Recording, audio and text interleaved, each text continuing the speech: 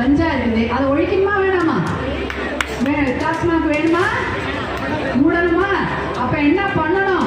இந்த ஒற்றுமையை மாநாட்டில் மட்டுமல்ல தேர்தலில் நீங்க காட்டணும். காட்டணுமா இல்லையா? தேர்தலிலும் அந்த ஒற்றுமையை காமிச்சாதான். பங்குனியா சித்திரையா? பங்குனி மாசம். எல்லாருக்கும் எக்ஸாம் நடந்துட்டு இருக்குதா? பசங்களுக்கு முடிஞ்சிருச்சா? முடியல, இன்னும் கொஞ்சம் ஓடும். ஏப்ரல் வரைக்கும் போகும். அப்ப சித்திரை வரும். சித்திரை வந்தா கிராமத்துல என்ன நடக்கும்? திருவிழா இருக்குமா? எல்லா திருவிழாவும் நடக்குமா? எல்லா திருவிழா, திரௌபதி அம்மன் திருவிழா, தீமிதி திருவிழா, பால்குடம் எல்லாம் நடக்கும். திருவிழாக்கள் நடந்து கொண்டிருக்கும். அந்த திருவிழாலாம் நீங்க போய் கலந்துக்குவீங்க. அதை விட ஒரு மிகப்பெரிய திருவிழா ஒண்ணு நடக்க போகுது. அது எப்ப? சித்திரை 28. எங்க நடக்க போகுது? மே 11. நம்ம தமிழ்நாட்டில் தான் இருக்கு.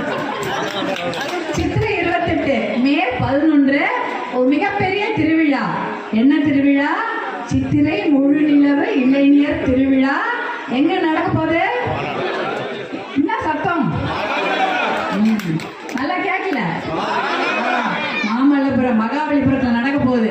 அங்க நம்ம எல்லாம் வரணும். எதுக்கு வரணும்? நம் பிள்ளைகளின் எதிர்காலத்திற்காக நாம் அங்க வரணும். எதுக்காக அந்த விழாவை நடத்துறாங்க? இளைஞர் பெருவிழாவை நடத்துறாங்க தெரியுமா? இப்போ ஒரு ஊர் இருக்கு. அந்த ஊர்ல ஒரு 100 குடும்பம் இருக்கு. 100 குடும்பத்துல ஒரு 10 குடும்பம் மட்டும் நல்லா படிச்சிருக்கிறாங்க, நல்ல மாடி வீடு கட்டிட்டு இருக்கிறாங்க, நல்ல வேலைக்கு போறாங்க, வெளியூர்லாம் போய் படிக்கிறாங்க, வேலை செய்யறாங்க, வெளிநாட்டுக்கெல்லாம் போறாங்க. அந்த ஊர்ல 10 குடும்பம் மட்டும் நல்லா இருக்கு. மிச்சம் 90 குடும்பம் கஷ்டப்படுது.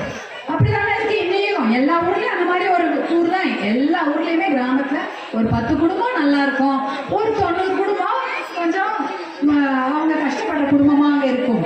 ஆனா அதற்காக தான் மருத்துவர் ஐயா 35 வருடங்களுக்கு முன்னாடி மிகப்பெரிய போராட்டத்தை நடத்தி இடஒதுக்கீடு வாங்கி கொடுத்தாங்க. தெரியும்ல? அந்த இடஒதுக்கீடுனால தான் நிறைய பசங்க டாக்டர் ஆறாங்க, இன்ஜினியர் ஆறாங்க, வக்கீல் ஆனாங்க, வேலைக்கு அரசாங்க வேலை, தனியார் வேலையில கொஞ்சம் போய் சேர்ந்தாங்க. ஆனாலும் இந்த சமூகம் இன்னும் பின்தங்கிய நிலைமையில இருக்குது. எல்லா ஊர்லயும் 100 குடும்பமும் நல்லா ஆயிடுச்சாமா? இல்லையா? 100 குடும்பமும் நல்லா இருக்கணும்ல. அப்பதானே அந்த கிராமம் முன்னேறினதா அர்த்தம். ஒரு நாடு முன்னேறணும்னா எல்லாருமே நல்லா இருக்கணும். ஒரு 10 ஊர் நல்லா இருந்தா பத்தாது, மொத்த நாடுமே முன்னேறி இருக்கணும், மொத்த கிராமங்களும் முன்னேறி இருக்கணும். நம்ம தமிழ்நாட்டிலேயும் அப்படிதான். எல்லா கிராமங்களும் முன்னேறி இருக்க வேண்டும். எல்லா கிராமங்களும் முன்னேற்றமான நிலைமை இருக்கணும். நம்ம பசங்க இன்னைக்கு படிக்கிறாங்க. ஆனா அவங்க டாக்டர் படிக்கணும்னு நினைச்சா படிக்க முடியுதா? இல்ல. வக்கீல் படிக்கணும்னு நினைச்சா அரசு காலேஜ்ல சீட்டு கிடைக்குதா? இல்ல. என்ஜினியரிங் காலேஜ்ல கஷ்டப்பட்டு சொத்தை விட்டு நிலத்தை விட்டு தானே சேர்க்கிறோம். அப்படிதானே இருக்குது. இன்ஜினியரிங் காலேஜா இருக்கட்டும், மருத்துவ கல்லூரியா இருக்கட்டும், டாக்டர் படிப்பா இருக்கட்டும், இல்ல வக்கீல் படிப்பா இருக்கட்டும், இல்ல எந்த காலேஜ் படிப்பா இருக்கட்டும், அரசாங்கத்துல அவங்களுக்கு படிக்க வைக்கணும். அதற்கு எல்லாருக்கும் இடஒதுக்கீடு வேணும் இல்லையா? இடஒதுக்கீடு மொத்த பேருக்கு கிடைக்கணும். 10 பேர் கிடைச்சா போதுமா? 100 பேருக்கும் கிடைச்சாதானே எல்லாரும் நல்லா படிப்பாங்க. படிச்சுட்டு அவங்களுக்கு நல்ல வேலை வேணும் இல்லையா? நல்ல வேலை வேணுமா இல்லையா? வேலை படிச்சுட்டு வேலை இல்லாம எவ்வளவு பேர் இருக்காங்க. அதனாலதான் இந்த நல்ல படிப்பு அவங்களுக்கு கிடைக்கணும். அவர்களுக்கு தனியார் துறையிலோ அரசாங்க துறையிலோ நல்ல வேலை கிடைக்கணும். பசங்க படிச்சு சும்மா இருக்கிறதுக்கா படிக்க வைக்கிறோம்? அவங்க நல்ல வேலைக்கு போகணும்னா எல்லோருக்கும் அவங்களுடைய குடும்பத்தை கிராமத்துக்கு ஏற்றவாறு இடஒதுக்கீடு வேணும். அப்போ எல்லா கிராமத்துலயும் நம்ம பசங்கள் படிக்க முடியும். 10 பேர் மட்டும் படிச்சு மிச்சம் 90 பேர் படிக்காம இருந்தா நல்லா இருக்குமா? 10 பேருக்கு மட்டும் வேலை கிடைக்க மிச்சம் 90 பேர் சும்மா இருந்தா நல்லா இருக்குமா? எல்லோருக்கும் இடஒதுக்கீடு வேண்டும்.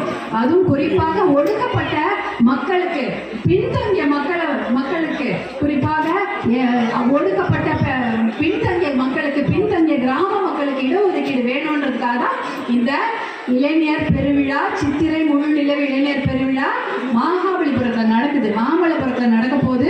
அப்ப நீங்க எல்லாம் வரணும். கூட்டமா இருக்கும். கூட்டமா இருக்குமா இருக்காதா?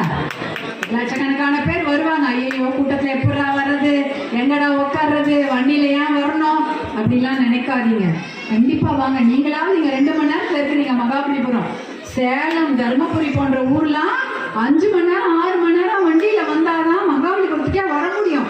அங்கெல்லாம் அப்படியே திரும்ப குச்சி இருக்கிறாங்க. எப்ப மே 11 வரும் காலையில வண்டியில ஏறி உக்காந்து அங்க நம்ம ஐயா பேசுறதை போய் கேட்கணும், ஐயாவை பார்க்கணும், மருத்துவர் அன்புமணி அவர்கள் பேசுவதை கேட்க வேண்டும், நிறைய விஷயம் தெரிஞ்சுக்கணும்.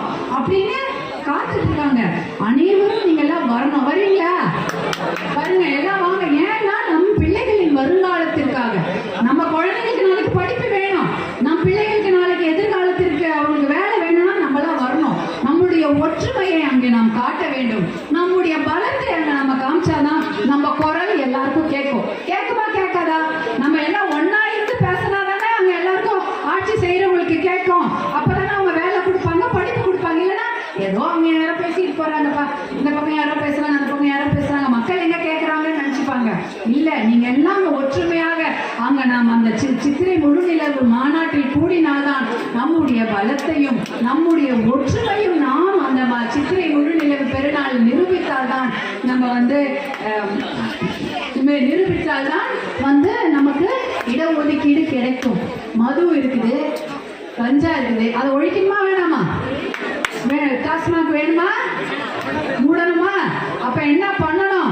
இந்த ஒற்றுமையை மாநாட்டில் மட்டுமல்ல தேர்தலில் நீங்க காட்டணுமா இல்லையா? தேர்தலிலும் அந்த ஒற்றுமையை காமிச்சாதான் இந்த டாஸ்மாக் கடையை மூட முடியும். இல்லைன்னா மது மட்டும் இல்ல, கஞ்சா எல்லா ஊர்லயும் தங்கு தடை இல்லாம கிடைக்குதுன்னு சொல்றாங்க. நம்ம சின்ன பசங்க எல்லாம் ஸ்கூல் வெளியில விக்குதான், காலேஜ் வெளியில விக்குதான், போய் காசு கொடுத்தா வாங்கி சாப்பிடலாமா? அப்படிப்பட்ட அந்த கஞ்சாவை எல்லாம் ஒழிக்கணும்னா நம்ம ஒற்றுமையாக நம்முடைய பலத்தையும் நம்முடைய ஒற்றுமையும் 2026 தேர்தல்